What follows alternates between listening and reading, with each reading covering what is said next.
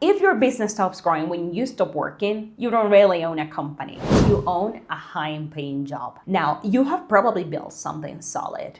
6 figures, maybe in some cases even 7 figures. Clients, revenue, and sometimes even a team that surrounds you. From the outside, of course, it looks successful. But if we're being honest, growth probably still runs through you. And that is the real bottleneck. Because when everything important still depends on you and me as business owner, we're just not the owner. We are probably the highest paid employee in our own company. And let's be real, you're probably spending time on emails, maybe scheduling that important meeting, admin tasks, CRM updates from that client that we just got, reports, maybe following up on that lead that we want to close. None of these tasks are bad, but they are not where our highest value lives as business owner. Our real value, closing deals, building partnership, maybe driving revenue, strategic growth. When your time gets pulled into lower level tasks, you are trading high leverage hours for low leverage ones. And that is just expensive. This isn't about burnout, it's about constraint. In almost every business, the entrepreneur eventually becomes the bottleneck. It's just a fact. Not because we're incapable as business owners,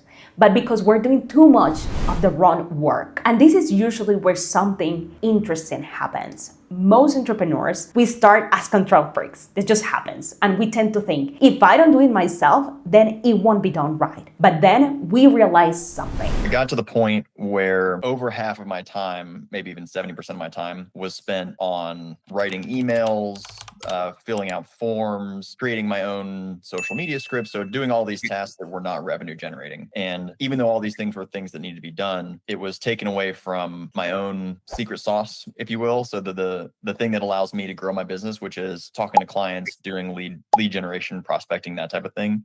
So I really was looking for a way to offload all the non-revenue generating things from my plate so that I could focus on the things that are most important to grow in the business. When you calculate what your time is actually worth and you compare that to what you're spending it on, the math, it just becomes uncomfortable. Scaling isn't about working more hours. It's about reallocating your hours to the activities that create revenue. And building a team that supports that is just key. It's a key part. But here's where people hesitate. Trust. Because hiring locally here in the US, it is expensive. And hiring randomly online is just risky. So we tend to stay stuck. But scaling requires one uncomfortable decision.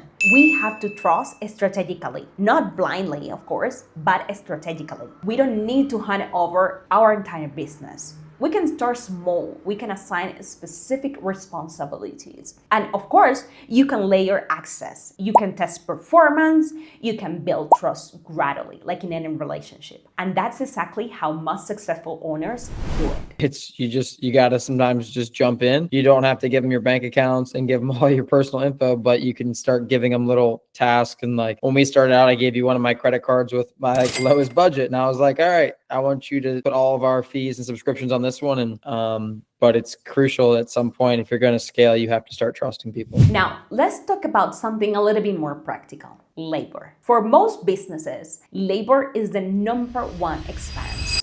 That's not a secret. And traditionally, scaling means higher payrolls, more overhead, and of course, bigger risk. But talent is not only limited geographically. There are educated, experienced, highly capable professionals overseas who are remote ready, organized, proactive, fully capable of supporting high-level operations like your business. And when structured properly, they don't just help, they should multiply your capacity, and in many cases, they dramatically improve cost efficiency. Labor is my number one expense, which for most businesses, that is true. But with the team I have here in the States, I need them here, right? I need feet on the ground employees, but I'm able to cut my labor in half with my remote team, my virtual assistant team overseas. If I hire those people, those experts with the knowledge that they have and the education that they have here in the States, that would be doubling my labor expenses here. That's why we built To Elevate. We work with established US business owners just like you and me, doing 6, maybe 7 figures. And we help you bring in vetted, bilingual, high-performing remote professionals who integrate directly into your business.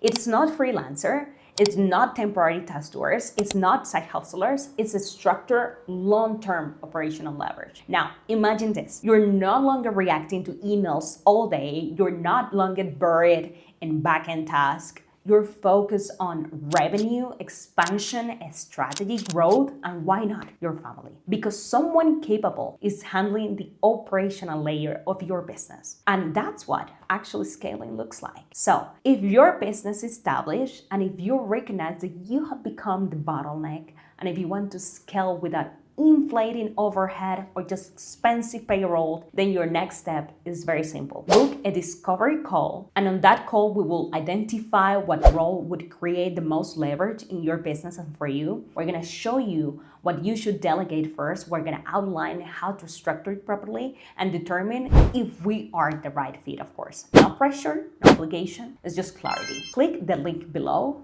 choose a time that works best for you, and let's build your leverage plan together and help you delegate to elevate.